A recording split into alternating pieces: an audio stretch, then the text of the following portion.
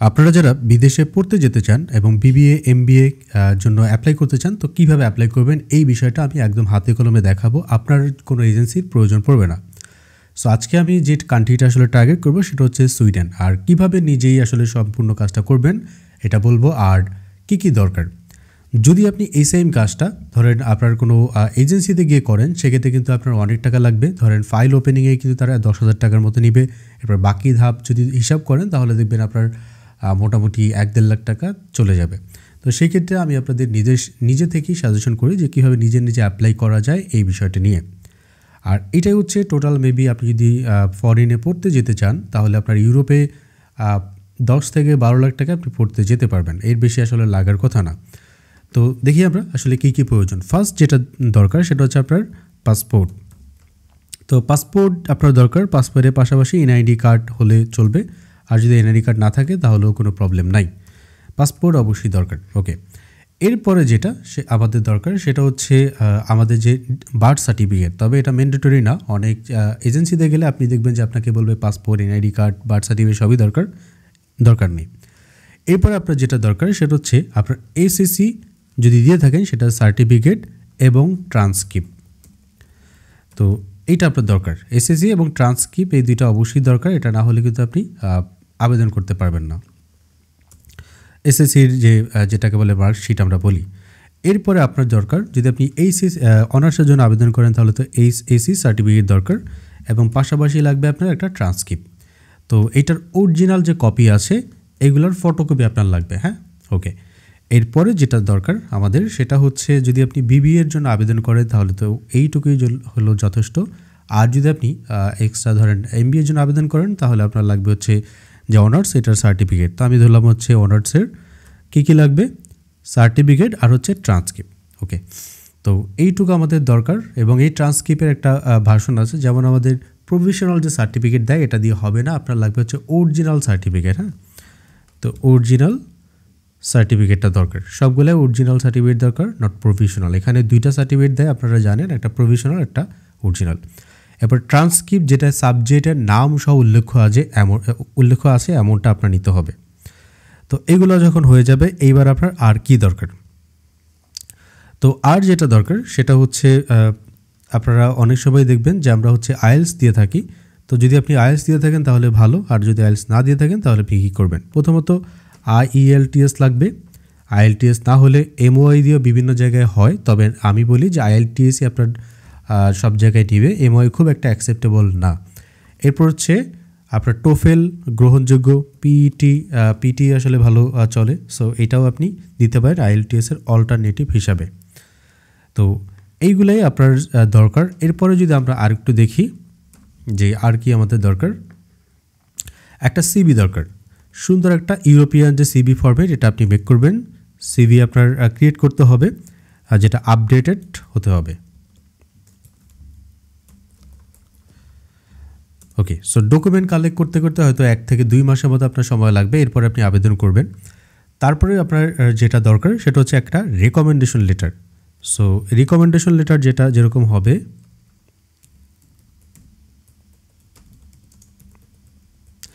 ওকে, so আপনার হচ্ছে একটা 2টা রিকমেন্ডেশন লেটার লাগবে। আপনি যেই ভার্সিটি থেকে পড়াশোনা করেছেন বা যে কলেজ থেকে যারা ন্যাশনালে হন তারা আপনাদের যে কলেজ আছে ওইখানে যাবেন। একটা নিতে হবে আপনার ডিপার্টমেন্ট হেড থেকে, department head. So department head থেকে আপনি একটা নেবেন যেটা হচ্ছে আপনার রেকমেন্ডেশন লেটার। এইটায় যেটা করতে হয় আপনি একটা আবেদন করবেন, এবং আবেদন করার পরে তারা আসলে মেক করে দিবে। আরও যদি প্রয়োজন পড়ে আপনারা কমেন্ট করতে পারেন, সেক্ষেত্রে আমি মেক করে দিব যে কী লিখবেন একটা রিকমেন্ডেশন লেটারে।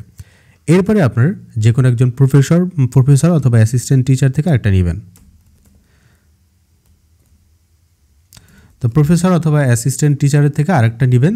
তো 2টা আমাদের রিকমেন্ডেশন লেটার দরকার। ওকে, এরপরে আপনার যদি আপনি আবেদন করতে চান তাহলে আপনার দরকার হবে একটা, যদি আপনি কোনো গ্যাপ থাকে সেক্ষেত্রে ওয়ার্ক এক্সপিরিয়েন্সের একটা সার্টিফিকেট দরকার। So work experience. তো ওয়ার্ক এক্সপিরিয়েন্সে যেটা হয় সেটা হচ্ছে আপনার 2টা জিনিস লাগবে। আমরা প্রথম যেটা লাগতে পারে আপনার আসলে সেটা হচ্ছে জবের যে জয়েনিং লেটার, এটা জয়েনিং লেটার।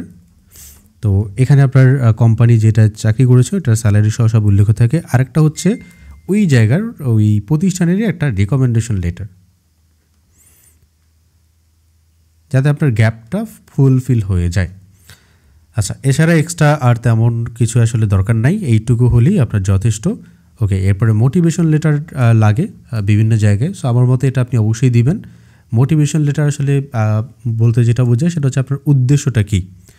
সো ওই জিনিসটাকেই বলা হচ্ছে মোটিভেশন লেটার বা স্টেটমেন্ট অফ পারপাস। সো আপনি কেন আসলে ওই দেশে যেতে চান এইটা দরকার হয়, মোটিভেশনাল লেটার। ওকে, সো এইটুকুই হচ্ছে যথেষ্ট যদি আপনি একজন স্টুডেন্ট হিসাবে বিদেশে অ্যাপ্লাই করতে চান। আর যদি আপনি এজেন্সিতে যান তাহলে আরও বেশি ডকুমেন্টের কথা বলবে, একদমই প্রয়োজন নাই, এগুলো সব আপনি লিস্ট করবেন। সো লিস্ট করা হয়ে গেলে এখন ধরে নিচ্ছি আজকে আমরা অ্যাপ্লাই করবো হচ্ছে সুইডেনের জন্য। তাহলে আমরা কীভাবে অ্যাপ্লাই করব? কিচ্ছু করার দরকার নেই, শুধু আপনার একটা ব্রাউজার ওপেন করতে হবে আর একটা জিমেল লাগবে এবং পাসওয়ার্ড। ওকে, সো আমরা এখানে যাব, যাওয়ার পর যেহেতু আমরা সুইডেনে অ্যাপ্লাই করবো, লিখব হচ্ছে অ্যাডমিশন সুইডেন, এটা লিখে আমরা সার্চ করব। এটা লিখে সার্চ করার পর সব কিছু আপনি নিজে নিজেই করবেন এবং এই যে দেখতে পাচ্ছেন প্রথম যে সাইট, এই সাইটে আপনি একটা ক্লিক করবেন। তো এখানে ক্লিক করার পর এরপরে দেখতে পাবেন এরকম একটা অপশন আসছে। ফার্স্টে হচ্ছে আপনার এখানে সাবজেক্ট বাছাই করতে হবে। তো আপনি কোন সেশনে যেতে যাচ্ছেন, তো আমি ধরে নিচ্ছি আমি সেপ্টেম্বরে যেতে চাই। এখানে আমরা ক্লিক করব, দেন হচ্ছে এখানে ক্লিক করে আমরা হচ্ছে আবেদন করতে চাই যে কোন সাবজেক্টের উপরে। তো এখানে আমি লিখলাম হচ্ছে মার্কেটিং। যেহেতু আপনি মার্কেটিং যেই সাবজেক্ট আপনি পড়াশোনা করেছেন ওটা আপনি এইভাবে লিখবেন। তারপর এখানে ফাইন্ডে ক্লিক করবেন। ক্লিক করার পর এখানে কিন্তু অনেক ধরনের কোর্স আছে। সো যদি আপনি আসলে 1 বছরের জন্য থাকতে চান তাহলে আসলে পারমিটটা পাবেন না, সেক্ষেত্রে আমি বলি যে প্রোগ্রামটা সিলেক্ট করবেন। যে কোনো কোর্স আসলে বাছাই করাটা উচিত হবে না, 120 ক্রেডিট এবং অল্প টাকার ভিতরে। এখানে ক্লিক করলাম আমরা। এরপরে এখানে ক্লিক করে আমরা কোন ভার্সিটি বাছাই করতে পারি, আমার দরকার নেই, আমি সব ভার্সিটি সিলেক্ট করলাম। এখানে আমরা কোন সাবজেক্ট বা কোন নিশে আমরা অ্যাপ্লাই করতে চাই। এরপরে হচ্ছে আপনি যদি মাস্টার্স হন তাহলে মাস্টার সিলেক্ট করবেন, ব্যাচেলর হলে ব্যাচেলর। এখন আমরা দেখতে পাচ্ছি প্রায় অনেকগুলো ইউনিভার্সিটির এখানে লিস্ট আছে। প্রথম কাজ হচ্ছে আপনার এখানে সিলেক্ট করা। তো সিলেক্ট করার পূর্বে আগে একটা অ্যাকাউন্ট খুলতে হবে। আমরা এটা রাইট ক্লিক করে একটা ওপেন করব, এটার রাইট ক্লিক করে একটা ওপেন করলাম। এরপর আমরা এই লগইনে একটা ক্লিক করব এবং এই যে এখানে দেখতে পাচ্ছেন ক্রিয়েট অ্যান অ্যাকাউন্ট, এখানে একটা ক্লিক করতে হবে। ক্লিক করার পর আপনি কি সুইডিশ নাগরিক কিনা, সো আমরা এখানে নোতে ক্লিক করলাম এবং দেখবেন খুব সহজেই আপনার ইমেল পাসওয়ার্ড এগুলো দিয়ে এবং বাকি 6টা স্টেপ পূরণ করলে হয়ে যাবে। সো পূরণ করার পরে মূলত আপনি এখানে আসবেন, আবার লগ ইন করবেন বা রিলোড এই লোগোতে একটা ক্লিক করবেন, তখন আপনি এখানে চলে আসবেন। ওকে, আসার পর এখানে আপনার এই সিলেক্টে ক্লিক করবেন, সিলেক্ট এবং সিলেক্ট। তো ওভারঅল সিলেক্ট হয়ে গেলে এখন আপনার কাজ হচ্ছে এখানে ক্লিক করা, ক্লিক করে দেখা, সিলেক্ট করার পূর্বে আর কি এখানে দেখা যে টিউশন ফি কত আপনার। তারপর এটা আপনার বাংলা টাকা ক্যালকুলেশন করে দেখবেন আপনার প্রথম যে সেমিস্টার, এই সেমিস্টারে কত টাকা লাগবে এগুলো দেখা যাচ্ছে। সো আপনি সিলেক্ট করে দেন হচ্ছে অ্যাপ্লাইয়ে ক্লিক করে দিবেন। তো আমি একটু দেখাচ্ছি যে আমি যেখানে আসলে অ্যাপ্লাই করেছি ওইখানে একটু দেখাই। অ্যাডমিশন সুইডেন ক্লিক করলাম আমরা, দেন এখানে ক্লিক করলাম। এখন হচ্ছে আমার যে অ্যাকাউন্ট এখানে আমি লগ ইন করবো। সো ক্লিক করার পর দেন হচ্ছে অ্যাকাউন্টটা আমি লগ ইন করে ফেললাম। তো ফাইনালি কিন্তু আমরা আমাদের যে অ্যাপ্লাই এখানে চলে আসছে। অ্যাপ্লাই করার পরে মূলত আপনি এখানে যাবেন এবং এখানে বাছাই করবেন। অ্যাপ্লাই করা হয়ে গেলে এবার আপনার কাজ হচ্ছে ডকুমেন্ট সাবমিট করা। সো ডকুমেন্ট সাবমিট করার পূর্বে অবশ্যই আমরা সাবজেক্টগুলো বাছাই করব। ধরেন আমি আবার একটু সার্চ করে দেখাই যে মার্কেটিং। সো ইন্টারে প্রেস করলাম। এরপরে ধরেন আমি এই সাবজেক্টে পড়াশোনা করতে চাই, সিলেক্ট একটা ক্লিক করলাম এবং এখানে ক্রেডিটটা একটু দেখে নেবেন। আমরা জানি যে 120 ক্রেডিট যেটা, এটা বাছাই করব। 180 ক্রেডিট একটু বেশি হয়ে যায়, এতে খরচ আপনার বেশি হবে। এখানে আমরা এটা ক্লিক করব। ক্লিক করার পর এই যে আমরা দেখতে পাচ্ছি যে সিলেকশন, এখন আমরা স্টার্টে ক্লিক করলে দেন হচ্ছে পরবর্তী ধাপে নিয়ে যাবে। তো এই হচ্ছে আমাদের ধাপগুলো সব, যে কয়টা ভার্সিটি আমরা সিলেক্ট করছি। এখন যদি আমরা এখানে কন্টিনিউ বাটন একটা প্রেস করি, এই কন্টিনিউ বাটন আমরা প্রেস করলাম। এরপরে হচ্ছে আপনার ডিটেলস এখানে জানতে চাবে যে আপনি কোথায় বা কোন কান্ট্রি থেকে। সো আমরা ধরলাম হচ্ছে বাংলাদেশ। এরপরে হচ্ছে আপনার কোয়ালিফিকেশন বা আপনার এই সার্টিফিকেট কোন জায়গা থেকে এবং আপনার ফর্ম কোন জায়গা থেকে। তো দুইটি আমরা বাংলাদেশ সিলেক্ট করলাম, যেটা হচ্ছে আপনার সেকেন্ডারি কোয়ালিফিকেশন, আর এগুলা হাবিজাবি যাই হোক আমরা এগুলো সিলেক্ট করলাম, ফিতে ক্লিক করলাম এবং এখানে সাবমিটে ক্লিক করলে এটা অ্যাপ্লাই হবে। তো আমি এটা অ্যাপ্লাই করতে যাচ্ছি না, জন্য ব্যাগে ক্লিক করলাম। অ্যাপ্লাই করার পর আমরা জাস্ট এগুলোকে ক্রসে ক্লিক করে দিই, ইয়েস ক্রস। তো অ্যাপ্লাই করার পর আমরা এখানে আমাদের যে ভার্সিটির লিস্ট এখানে দেখতে পাবো। তো দেখতে পাচ্ছেন আমি এখানে 4টা ভার্সিটি আবেদন করে রেখেছি। এবার আপনার কাজ হবে যে এখানে এই যে অ্যাপ্লিকেশন নামে এখানে একটা ক্লিক করা। ওকে, তো আমরা অ্যাপ্লিকেশনে একটা ক্লিক করব।